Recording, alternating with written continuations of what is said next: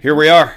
Okay. Oh yeah, and so last night I did an office refresh. If you watch any of my videos, you'll notice my wall unit looks a little cleaner.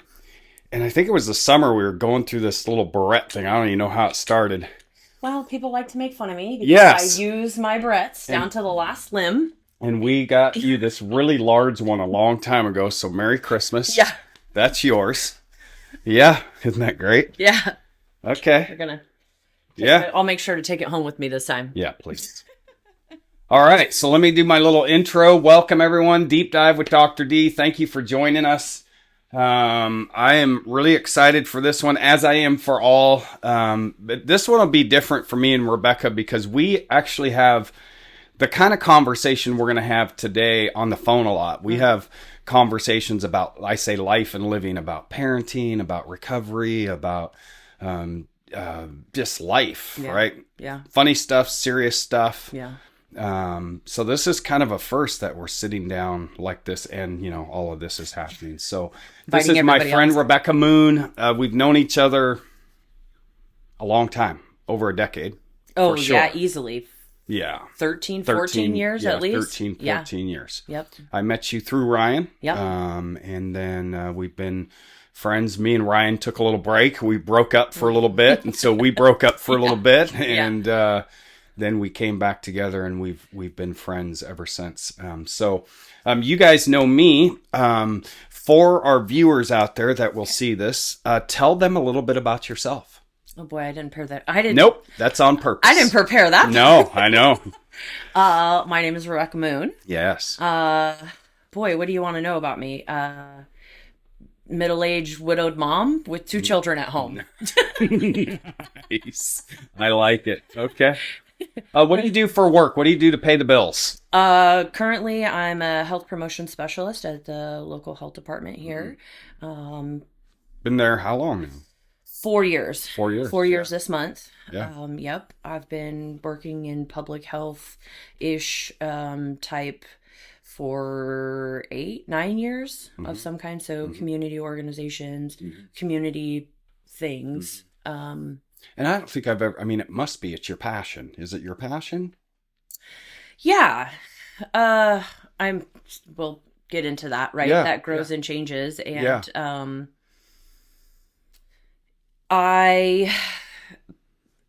public health is, right, the health of the places you live, work, and play, right? So that's where I'm excel. That's where I excel, right? That's where I want to be. That's where I want to have an impact.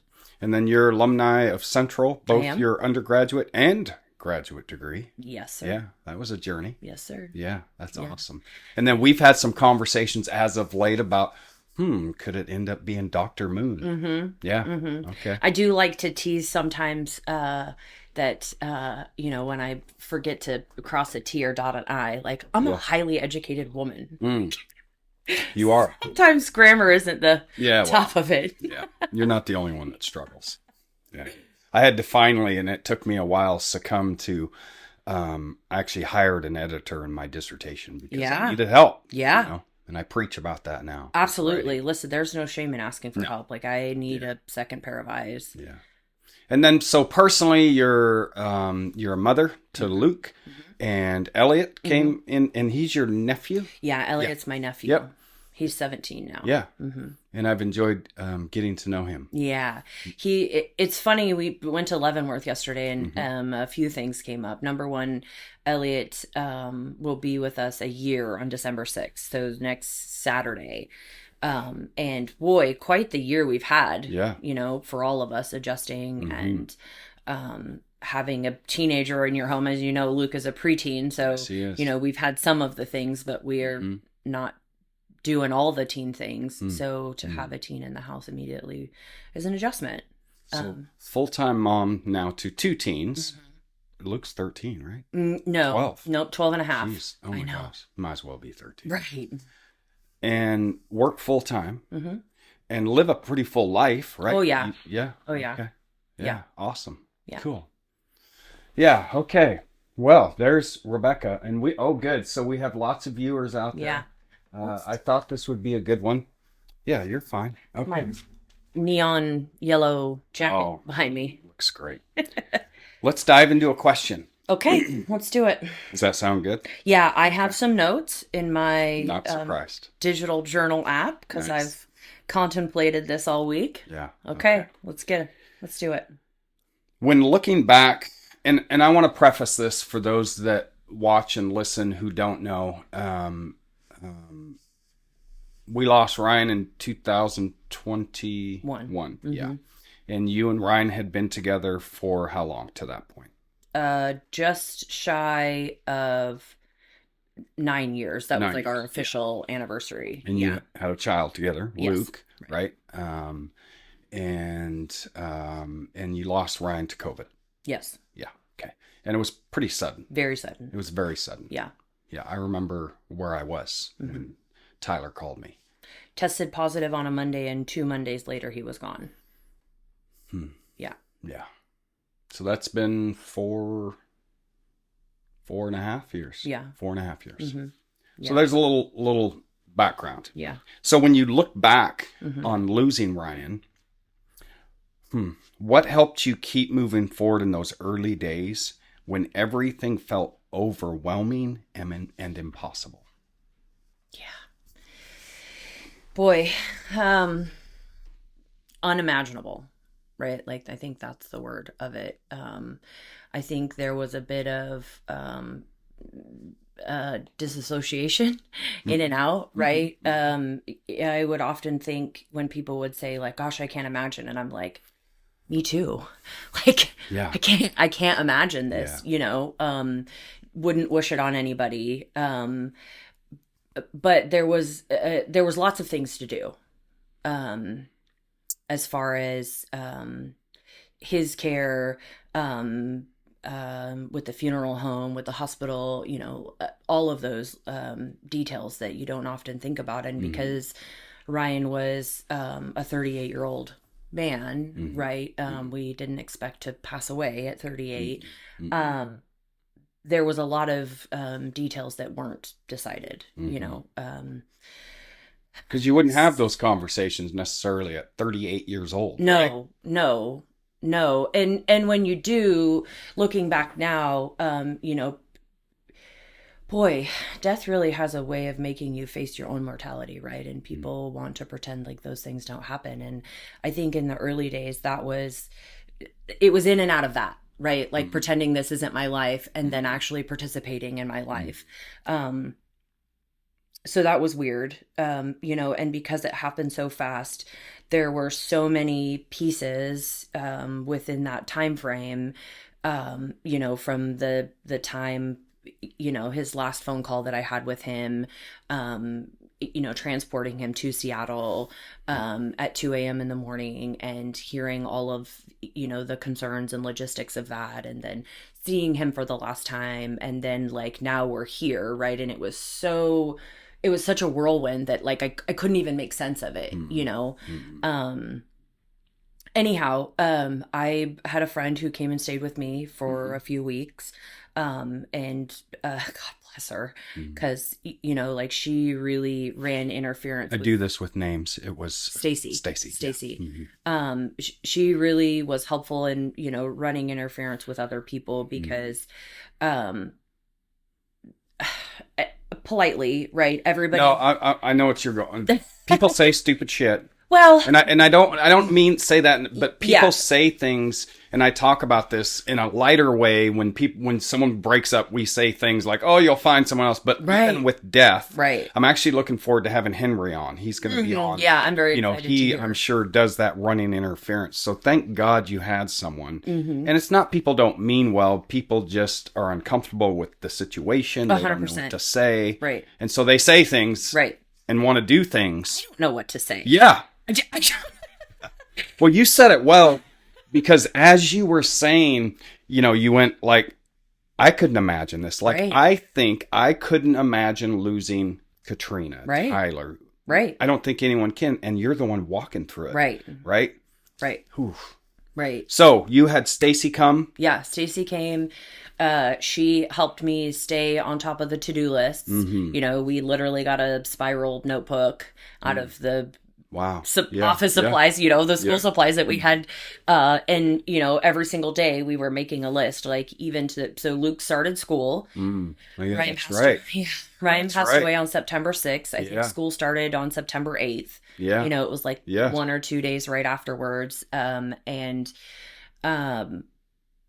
there was just a lot to do. There was a lot to do, and trying to have some sort of normalcy, for Luke. And because I knew being at home, anyways, it was a lot. And it took a lot of courage for him to go to school, and thank God for the counselor at his elementary school, Miss Benfield. We had a relationship with her, and the administration at the time was just wonderful.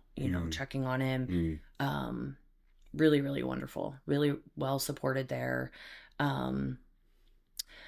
So you had individuals, yes, I'm sure, that supported you, family, yes, and community, yes, and that I say this got you out of bed. Yeah, yes, and Luke, Yeah, I said the disassociation piece, right? But and I talk about it a little bit later, but it's the moments that you don't, right? It's holding yourself accountable in those moments, like just get up, just do the things, and give yourself permission to not sometimes, Yep. and that was hard. It was hard. See, I'm just going to say that dumb. I couldn't imagine. Right. Because I couldn't. Right. Yeah. Right. Wow. Yeah. Ryan was working for Bell Sauce at the time. Yeah. I still see his truck. I know. Yep. I know. I know I told you. I met the kid who has it. I don't know if he's working there anymore. Oh, yeah. Okay. Because I seen it parked over at Merritt for a little while. Oh. Okay. And I haven't seen that kid driving it. I feel like I saw an older gentleman driving it. Maybe he moved on. Yeah. They were gracious, super wonderful to us. Even left the car parked at my house. I remember you said that. For weeks. They were all just really wonderful. What are those material things that you see that still remind you of him? Ugh, jeez. It's funny. That was one of the things that, came across, with just being distracted and busy and doing all the things. But it was, I didn't change anything in the house for a long time. All of his stuff was right where he left How long? it. Do you think? Oh boy, it depends on what you ask. That's okay. I literally didn't clean my bathroom for probably 10 months because I didn't want his beard hair to be gone. The toilet, yes, but like the sink and stuff like that was a don't touch, and I joke, right? Because I don't know what you and Katrina, but like it was like, get the clothes in the hamper. You know what I mean? But like it was those moments where like I think I left dirty socks and underwear on the floor at the end of my bed for months, and pulled dirty clothes out of the hamper to sleep with at night, just to smell them for as long as I could, as long as the smell was there, just to have a touchstone, and that idea of our house being a reminder, right, came up in a couple of relationships, and it was hard for me, and I had a big conflict with one individual who had expressed to me that it was hard coming to my house, but in my mind, it triggered something because it was like, do you not realize I live here? Like I come here. It's that thing of every day. I couldn't imagine. Right. I live here. Right. Imagine living here. Right. This is my home. Right. And if anybody knew Ryan, Ryan was a big man, figuratively and physically, so he took a lot of space in the house, and it was noticeable.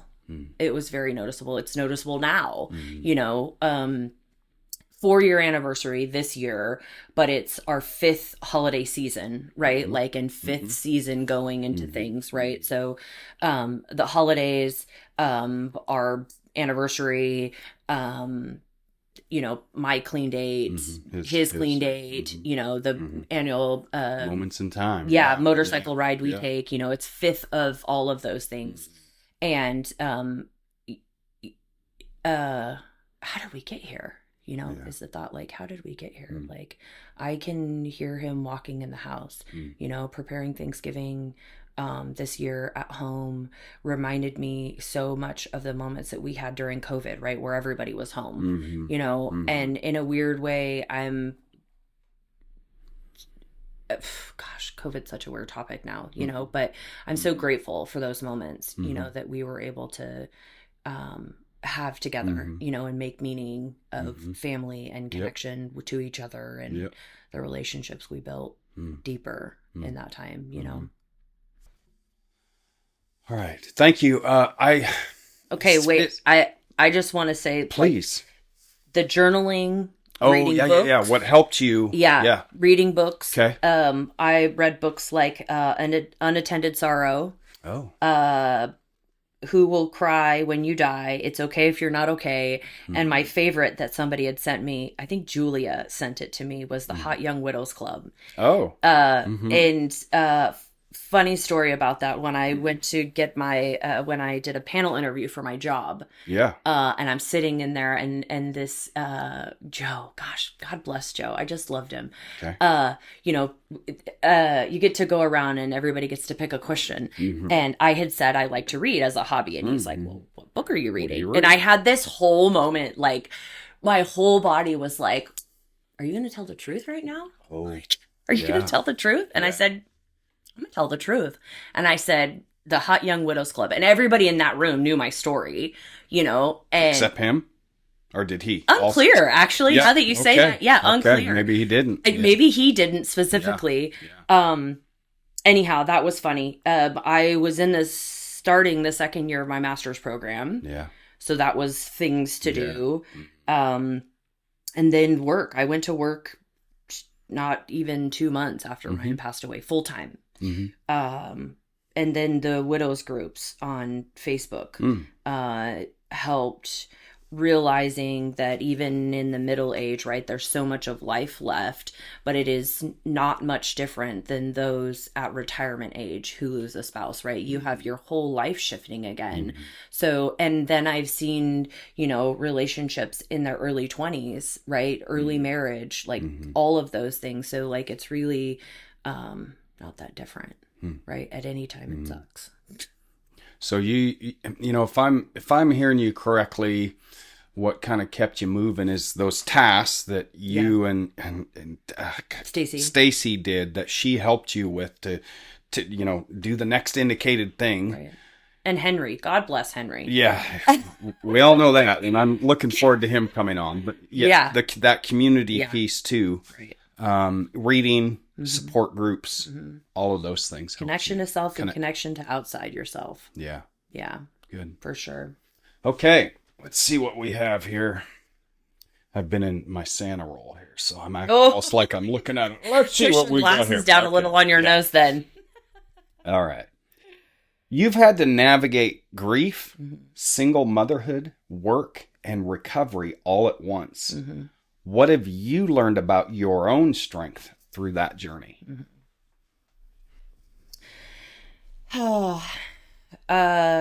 Calendars and good intentions. I'm having this conversation with Elliot quite a bit. I have some neurodivergencies. Everybody in my house does, right? And you know how busy I am. Like we do things. And we do things because oftentimes they're already on the calendar. I think about during COVID, I think that's where I've drawn a lot of my strength, because I had a first grader, second grader at home, right? I also was in full-time school. And for a good chunk of that, I also was a grad student. So I was also working, all at home. I was working out, moving my body every day, serving 3 meals a day. And if anybody knows me, like, the adult chore that I hate the most is food. The grocery shopping, the meal planning, the doing the things, like It's my least enjoyable. Okay. But all of those things were done because there was a time for every single one of them. Where did you get that from? Which part? The food? The doing the mom thing, the taking care of yourself, the walking, where does it come from? Where's that rooted from? Oh boy. That's not on the questions, David. Hey.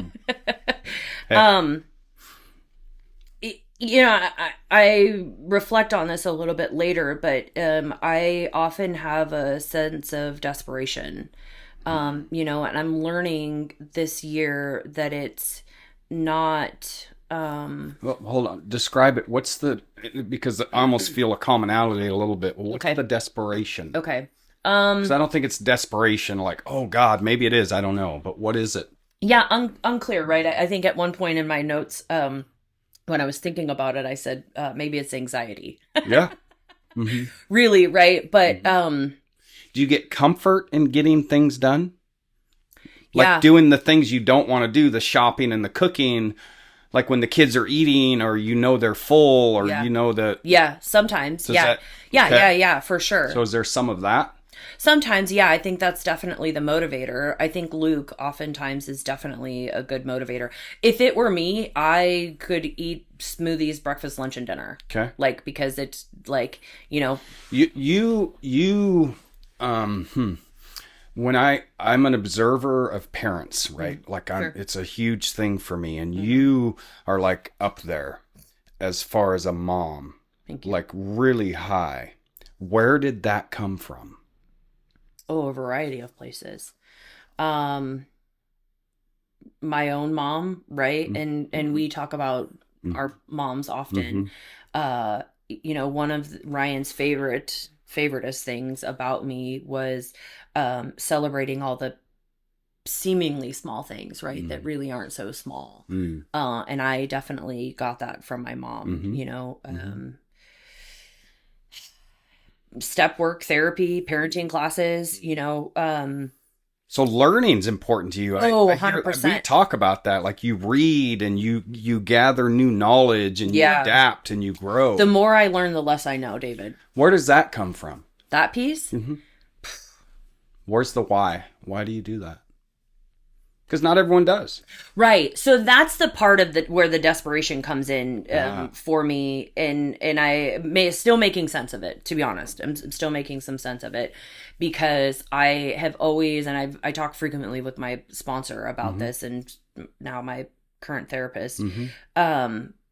Like there's a shift in your thinking when you say I have to change or I get to change, right? And I hate that corny, like I get to do the things, but really it's powerful. Like especially since Ryan died, right? Like I could have had 1,000 other choices, right? Like I didn't have to go to work. I didn't have to, finish my master's degree. Like I didn't have to. And no one would have blamed you. Right. Right? Right. It'd have been like, oh, well, of course. Right. Yeah. Right. But you chose to continue. Right. So there's a sense of empowerment stepping into that, right? Like I chose to do that instead of that, right? And the saying, and this wasn't planned. So where does that come from inside of you?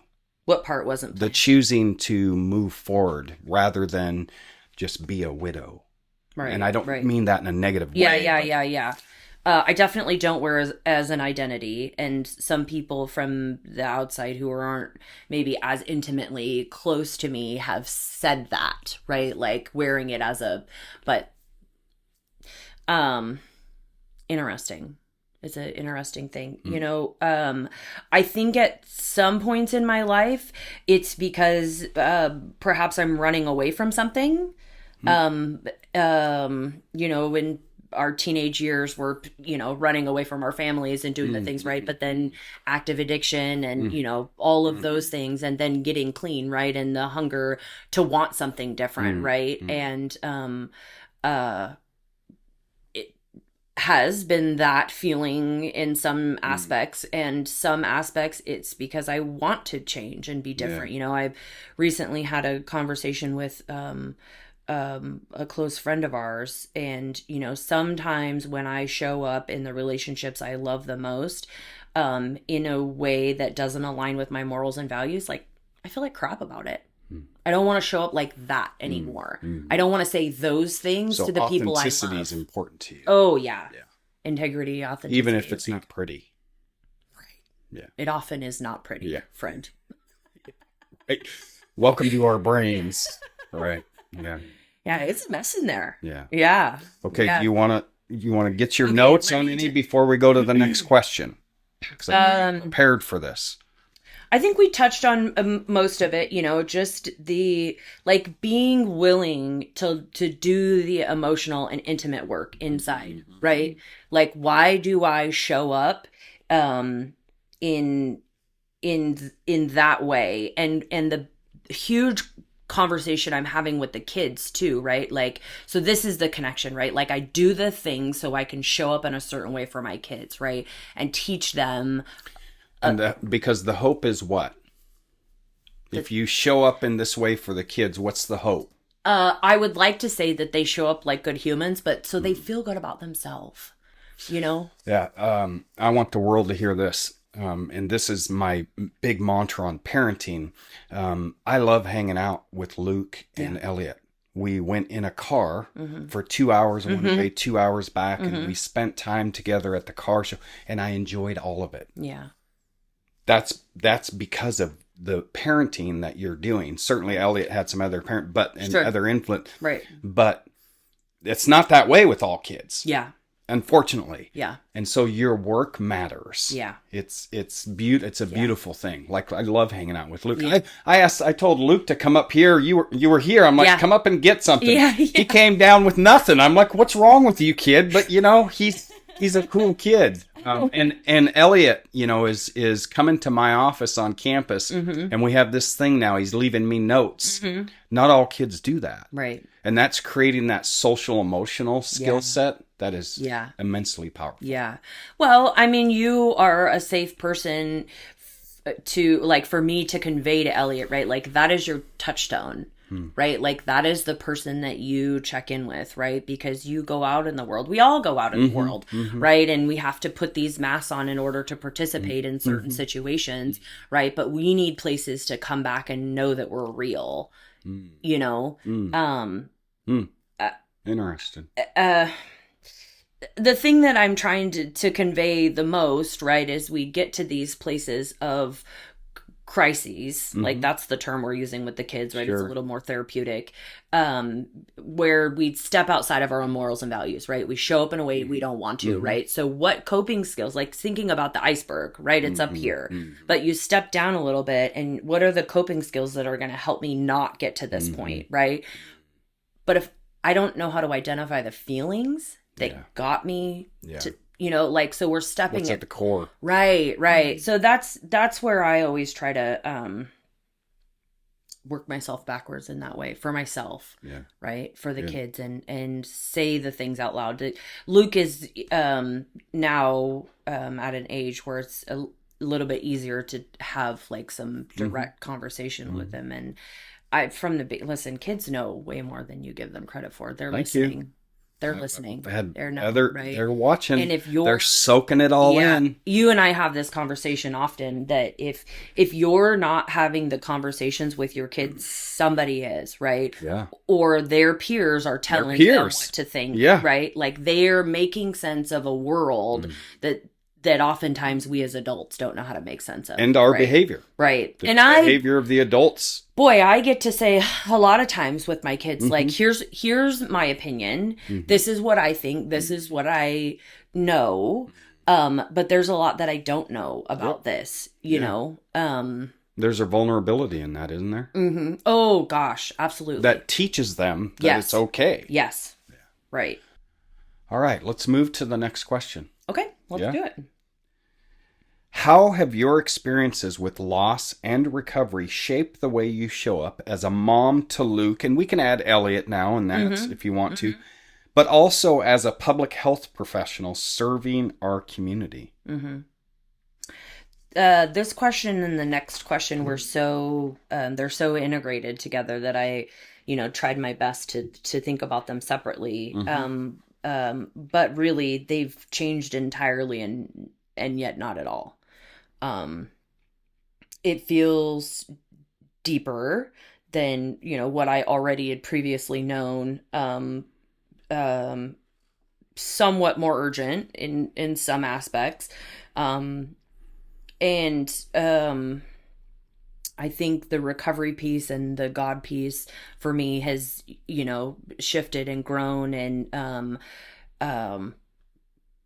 I've been in recovery for a little while now. And so there's been this. For our viewers, how long? I will have 15 years January 2nd. Oh, man. I know. Wow. Okay. Isn't that weird? Yeah. Long time. Anyhow, so there's been a lot of rinse and repeat, right? And come back and edit my life, if you will, yeah, we're taking that sentence out. We're going to add this sentence here. We're taking this, whatever. And so it's just another aspect of that, really. Ryan and I were always very intentional about the way we were raising Luke, right from the get-go. He and I had conversations like that. We sat at this, there was this recovery event, and I was like at a tabling thing. I don't even remember what I was giving away. But there had been, a break, and I was, sitting there by myself. People were off doing their thing, and Ryan had come and sat with me, and we sat there and played 20 questions. Like, we'd met multiple times and hung out. This is pre-Luke? Oh yeah, pre-Luke. Oh wow. Yeah. Are you dating? No. Oh. No. Oh. No. Okay. No. All That's right. what So makes That's what makes it so funny. And we sat there and we played 20 questions, and like serious 20 questions. Like, what do you want to do with your life? Yeah. How do you want to, how many kids do you want? Where do you want to live? Yourself? Yeah, oh, what kind of community do you want to be in? He came up and started this conversation? Or did you? Unclear. There was lots of excitement going on. Yeah, okay. Yeah. I could see him. I could see this. Yeah, Ryan. Yep. He wasn't afraid to ask the questions and do the things. And it was always like that for us. Like, he and I both knew the things about our past that we did and didn't like. And through the course of our relationship, right? Like, it wasn't going in the complete opposite direction that was the right way, right? It was sifting through the things and growing and changing in that way. And so I've definitely always tried to keep that in my mind. And also, Ryan died 2 weeks after Luke turned 8. There's so much of Ryan that Luke doesn't remember in the forefront of his mind. Like, as an adult, you think about how many memories do you have before you were 8. And thank God for technology, because I have endless videos and pictures and and interesting. And it's led to some very interesting conversations and shaping Luke's own self-esteem and those things. And for me, not that I'm the mom and the dad idea, right? But like, I parent for both of us, right? Like, I'm gonna cry. Like, that's my amends to Ryan, like, Luke was his biggest pride and joy, and it feels like a big, it feels heavy sometimes. I feel a huge responsibility to it, and I would do it 100 times over. Yeah. Every time. Yeah. Yeah. All of it. Yeah. Anywho. Yeah, no, that's okay. That's Johnny's flag. He was a stepdad, but he was the one dad that gave a shit, and he died of cancer at a young age. And, that's my common thread with Luke is, I didn't lose my biological father. I couldn't, but yeah, he was 8. And it did just make me think, how great is it that we have technology and we have the ability to bring those memories back for him. I think that'll be really cool for him. Yeah. And you he's shining down on you. He's shining down on you because you haven't, Rebekah, you've been intentional. You use these words, you've been intentional about bringing people in. Yeah. whether it's me or Andy or James or other men that you kind of handpick, if I use that word, that you say that you can trust to be around your son and, not replace. Right. Me and Luke have had very small conversations about grief and loss, and he just knows that I'm here. But my only goal is, I've shared with him, and I'm just with him when I'm with him. Yeah. But you've created that for him. Yeah. And you're kind of the dad and the mom in a lot of ways, but your mom. Yeah. There's definitely times where I know there's things I can't talk about. You know, I don't have the right equipment. Sure. Listen. Yeah. Luke wasn't talking about puberty at 8 o'clock, at 8 years old. So we've had some of those conversations where, but I've said, right, like we have trusted men in our lives, that like these are the people that you ask about those things. These are the safe people to do those things,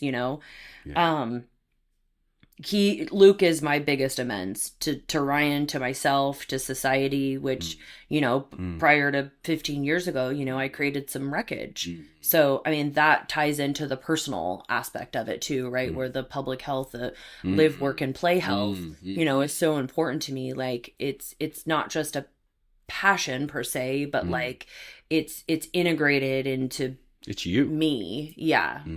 Yeah. And I love saying this and seeing it and feeling it and being part of it. You're breaking generational cycles. Oh, absolutely. Well, yes. Boy, yes. And, I'm endlessly proud of my own mom, right? Yeah. Like the conversations that she and I have had since me being in recovery, the shifts and the growth that she has had because of the work that she's been willing to put in herself, right? It's endlessly amazing. Like, and she and I recently had a really good conversation about, I'm adopted. And I do know my biological parents. And for me, like there's so many different, moving parts and pieces of that. And to have mom that I have like support me through all of those different aspects and what that looks like and the weird feelings that come up from those things, because I've never met a person who was adopted that didn't have some sort of cellular feeling about that, and so to have a relationship that's supportive and loving and caring in that way is huge, and that takes a strong person. That takes a strong person. It's good. Okay, your final question, I guess I would say hard question. The last two are a little lighter. But this one's actually a good one. I like this one. Friendship and community have been a big part of your healing. Monumental, I would say, right? What role has connection played in helping you rebuild or even say just continue your life in a way that feels meaningful? Everything and nothing at all. Like really. I think everything that I said for the last question, but it's everything. Connection is everything. It's challenging, since Ryan passed, and I kind of touched on this in the beginning, right? It being, middle-aged, and having so many plans ahead of us, since that 20 question session, it was not one kid. One kid was not the answer. I'm from a large family. I wanted lots of children. Oh, I didn't. Oh, wow. Yeah, I wanted lots of children. And I talked Ryan into 3. That was our number. Okay. I didn't know that. Do you think that could ever happen for you again? Unclear, friend. Yeah, unclear. Does dating ever come up for you? Of course it does. Yeah. Lots of people have opinions on what I should be doing with my romantic life. Oh, I say let's go. So does everybody else, right? There's intention behind that as well. Yeah. Go on. So the changing of life plans. Right. So the changing of life plans, right, and accepting that, and that goes into the strength, right? Like, I don't get to lay down and die with the person to die. Like, I'm alive, right? And so learning to celebrate the moments that need to be celebrated, looking for the glimmers. I love that you share the little, like, you know, the funny plants or the things, right? Because that's how my brain works, right? I'm looking for those little moments throughout my day that I celebrate. And, you know, I learned to do, in 12-step, we have a 10-step inventory, right? Yep. And doing daily. that, daily 10-step inventory. And that means that at the end of the day, I get to look at my whole day, right? The good, the bad, the indifferent. I get to look at the places where maybe I stepped out of my morals and values, you know, and now I owe an amends to that person or to myself, or, you know, it's not perfect. Yeah. Right. But even looking at a doctorate now moving forward, right? Like, that wasn't the intention. And yet I feel an immense amount of excitement around it. And there's going to be, lots of moving pieces and parts and sacrifices. And I, there are certain things I'm not willing to sacrifice that other people do, but it's because of the intention and the things that I've learned about connection to my kid, to my community, that I won't sacrifice, you know, those things. It's learning to feel more than two things at one time. You know, more than two or three things at once. And that's okay. Right. There's a lot of good. And being okay with that, right? Like, it's the Thanksgiving where, you know, like, the grief is so heavy and, you know, like, it's dragging, like, what do they say? The concrete shoes, you know, and preparing food for this many people and feeling enjoyment, feeling love, you know, like, watching people eat and enjoy it. And it's still having some grief. Oh God, absolutely having the grief, you know, it's the after everybody goes and I'm left alone and the kids, you know, want to hang out and do their own thing. And then, you know, I take a walk through the neighborhood and I, you know, give myself a moment to feel like, oh my God, is it always going to feel like this? You know, like 5 years later. And I have been reflecting recently on this 5th year journey through this, that, if somebody had told me in those early days that at 5 years, you know, that it was going to feel like that, boy, right. I don't know if I would have made it, friend. Yeah. We it just becomes decorate. Easier to carry. It does. We just in a different way for Christmas. Yeah. And I pulled out this thing that my mom had made. You might have saw it. I loved it. And it gives me sadness, but also happiness. And you can have both feelings at the same time. Two things. I think you've said that a few times through this talk, that it's okay to feel. Yeah. It's okay to have multiple feelings. It's okay to not be okay. Yes. Right? Which is powerful. And doesn't have to be perfect. Yeah. All the time. It doesn't have to be No. perfect. It's not going to be perfect all the time. It's not Instagram perfect. No. Right? No. I often say, that's funny you bring that up, because that's the people who don't necessarily know me, like, directly or intimately, right? Like, it's easy to watch on Facebook. And one of those books, early on described this idea of, generational grief processing, right? And how, you know, this is where the modeling for the kids comes in, right? Like, she talks about think about how your mom processed grief, like, you know, that's and different. Then her mom, right? Yeah. Like, it was often this, you know, you show up at this place, and you maybe cry a little bit, and then you come move on, right? Right. You don't talk about it, right? And that's not real. That's not real. Yeah. You know, there was a lot of suppression or, you know, denial or whatever you want. And so what I've been really intentional about is, like, sharing my journey as authentically as I can with the world, with those around me in recovery, with other people at work, right? Like, it comes up everywhere you go, right? Everybody's touched by grief, you know, but above all with my children, with Luke. Like, have you ever thought of writing? I do, yeah. You kind of sparked some of that, and I'm really glad that you had brought up the digital journaling, because I have handwritten journals, as you saw. Mm-hmm. But the digital journal thing has been really helpful to kind of just, continue, talk to text, get it out a little bit faster, or be more consistent in that way. Authenticity with Dr. Moon. Oh, jeez. Okay. Final two questions. And this is your opportunity. You can look right in the camera to give, let's say, another woman maybe who is walking through the heavy, heavy grief of having just lost a spouse. Maybe a young lady who's walking her journey in recovery, or a single mom. But this is your opportunity to give some hope. So what's a message of hope you would give someone who's listening, who is facing loss or just a season of life that they never expected? That I could never imagine moment. They're in it. What's your message of hope? I had to laugh at this one. I really hate this question now. It's a love-hate thing. Yeah.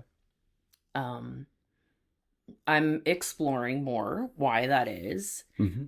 Because I think there's, I oftentimes struggle with the underinflated ego, not the over. So it's the less than, I'm nobody.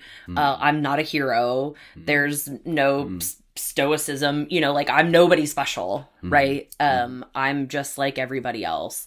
But what would you say? What would you say to a single mom who just lost her husband right now suddenly? I would say take the time, right?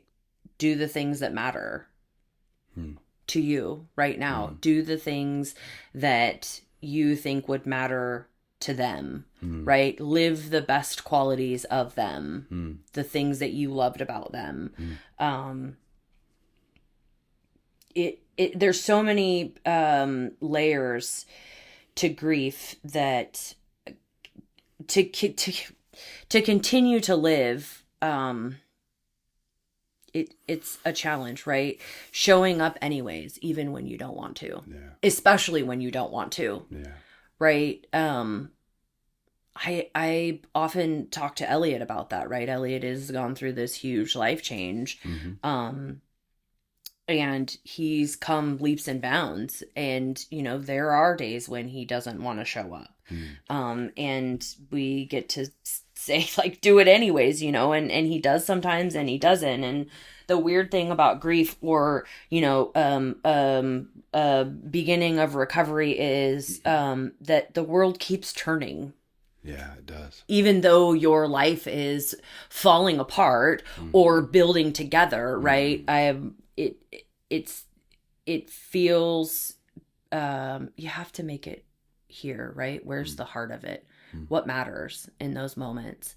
How do you sit with yourself? So let me say this, say just as structurally as you can, what were those key things? And we said this earlier, but maybe just say it again to give some hope to someone out here who's walking through this.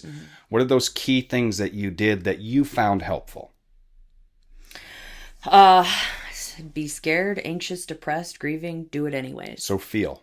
Yeah. And then what were some other things that you did? Like whether it's bring people in or journal or whatever it was, what did you do? I think it was all the things. One of the things that I carry in 12-step, right? They talk about the sides to this pyramid, and life is life in general, right? You could say grief, but it's life in general. It's love. It's multifaceted. Think about the different facets of your marriage, or relationships at all. There's so many different layers, and you have to have both sides to be true, and I think the thing that comes back around for me, and this is why I struggle with this question, David, is because it's so different for every person, right? And this has been such a spiritual... Grief doesn't fit in a box, does it? No, it doesn't. It doesn't. For me, it's been this huge spiritual picture to get to a place to really believe if there is a time for birth and growth, there has to be a time for death. Yeah. I can't have this and all of this joyous, gracious, green, lush, fun stuff without a time for death. I have to honor both sides of it. All right. Before we go to the question you're going to ask me. Okay. And I'm glad I thought of this because I thought of it earlier. What are the things you are going to suggest for people not to do? What are things that are not helpful? Oh, boy. When someone loses someone suddenly? What are those things that made you go internally, oh my God, why did you say that? Or please, what would you suggest people not do? Make assumptions. Yeah. Don't make assumptions. Yeah. I will say that the biggest growth I've had in relationships or the deeper intimacy I've had in certain relationships is because people have not made assumptions, because they have come to me and have said XYZ, right? My favorite example is our friend Katie. Mm-hmm. And her husband is a truck driver now. Mm-hmm. And she has come to me directly multiple times and said, I feel like ashamed or scared or whatever it is to say, like, I miss my husband, or I'm really sad about my husband being gone because he's going to come back. Oh, right. And it's afforded me an opportunity to say, like, that's true for you, friend. And I want to be a friend to you and support you in those moments and love you where you're at, because it's been both ways, right? Like, I had times in my relationship where, Ryan was construction, like we spent whole summers apart. Or when I moved back to Ellensburg, I moved with Luke without Ryan. Yeah. Like, Ryan didn't move here with us immediately, and there may be a time in my future that happens again. And morbidly, there may be a time in the future where she's in my position, or any one of my other relationships. The folks who've come in and have, made the assumptions about where I should be in my romantic relationship, or where I should be in my career, or, any one of those other things, or who have made assumptions that you have to tiptoe around my feelings or my kids' feelings or whatever it is, and haven't come and said the things out loud. Like, that's where there's not space for intimacy. So authenticity. Absolutely. With kindness, if I were to, maybe think before. Maybe, yeah, right? I'm not going to say that, because that doesn't happen. What's the saying that honesty without compassion is still brutality? Yeah, something or like something that. To that effect, right? Like, yeah, people say, well, that's just who I am. I'm brutally honest. I'm like, are you? Or are you just mean? Mm-hmm. Yeah. You're a jerk. Yeah. Yeah, you're a jerk. Okay. Well, with that. Okay, let's see. I feel good about my question, I think. Okay. Oh, boy. Here we go. This is where I get a little nervous every time. Oh, good. So you were nervous in the beginning. Right. What is a question you've always wanted to ask me? Okay. Oh. I've heard a lot about your story and read your book, but what I haven't heard you talk much about is how you got to a place of wanting a doctorate degree. People like you and me don't set out to do things like that. Oh, yeah. When did you realize that's what you were going to do? What helped get you through? What helped get you started, get you through to the end? Yeah. What kind of self-care did you do along the way? What, supports? You like to talk about resources, routines, whatever. Yeah. And then did that change throughout, right? Okay. Yep. No, good question. So it wasn't part of my plan. Sure. I always say when I came back to Central in 2009, it was just to get a piece of paper, a bachelor's degree. Mm-hmm. It was actually advising that got me into a master's program. Mm-hmm. And then I fell in love with teaching. And I didn't know a lot about academia, and how all these structures work in higher education academia and all of that. I don't even think I really had any idea about how to earn. I'm sure I didn't, become doctor such and such. Sure. But it was when I started teaching in IT management that I had colleagues, Bob Lupton, Bob Trumpy, Lori Braunstein. They started saying this thing of, David, you should terminate your degree. And I'm like, what? Am I getting fired? What's terminate? What does that mean? Yeah, that's what I was like.